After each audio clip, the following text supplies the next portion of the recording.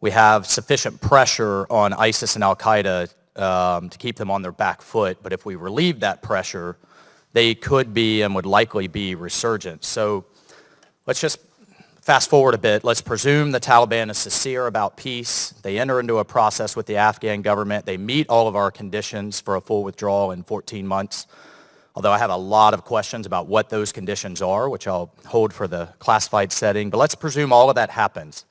I'm struggling to wrap my mind around how the Taliban has a military capability, even partnered with the Afghan army, which I think we would agree is not independently operable at this point, to keep that sufficient pressure on half the world's terrorist organizations in one of the most difficult places in the world. So how does that, help me understand, help all of us understand how that happens in the absence of U.S. forces? Does the Taliban have the military capability, along with the Afghan army, to keep sufficient pressure? So over the last several months in eastern Afghanistan, we've watched the Taliban compress and crush ISIS presence on the ground in southern Nangarhar province. And they've been very effective doing that. That's some of the worst terrain in the world. They've paid a very steep price in their own fighters. Was that independent of our support? There was very limited support from us, and I would characterize that as very limited support from us. So they've demonstrated capability to do it. It was a bloody mess, but they did it. In fact, ISIS really now no longer holds ground in Nangarhar province. They're trying to reestablish themselves up to the north in other provinces, and it remains yet to be seen if they're going to be successful doing that, and we'll know over time if they are. But they've demonstrated a capability to do that. Frankly, sir, it is more a question of will than capability, and that will have to be developed in the fullness of time. I defer to no one in my distrust of the Taliban, but we will have the opportunity to... So just to be clear, sorry, I have limited time. You believe in the absence of all U.S. forces, your military advice, the Taliban and the Afghan army have sufficient military capability to keep all of those, not just ISIS, al-Qaeda, everything that exists in Pakistan, to keep them at bay, to keep the homeland safe. And I would just remark that if we all know that if we have to fight our way back in, that we will be tending, I think, many more funerals than a current sustained pressure campaign with limited forces. First of all, I share those concerns. I think those are very reasonable concerns. It is less a capability than it is a question of will.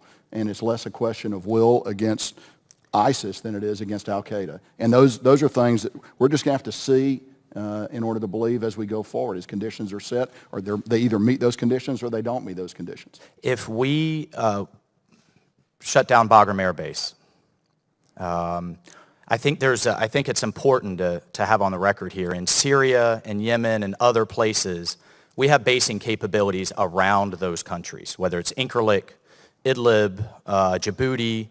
What do we have around Afghanistan? Should those presumptions, should they not have the capability, the Taliban and ANA, what other bases do we have in terms of a plan B to be able to conduct operations into Afghanistan and the FATA or the Western Pakistan?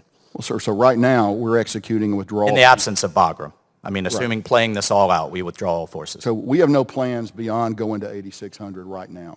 No one's given me any guidance to go to a lower... There's a public statement of 0 forces, full withdrawal in 14 months. There is. However, we have not developed military plans to that end yet. Okay. I think it's also worth noting that we still have an American hostage held by the Taliban, just taken in the last few months. So I would be extremely concerned to see Taliban prisoner releases while the Taliban and the Haqqani network are holding a U.S. citizen, former Navy diver, hostage.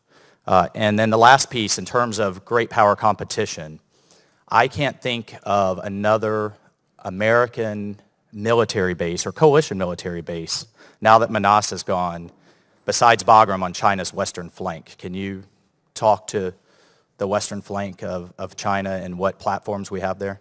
So the platforms we have are intermittent platforms as we go in, conduct joint training, but we have no permanent platform up in the stands, as you noted, sir. Thank you, everyone, for your service. I appreciate your testimony. Ms.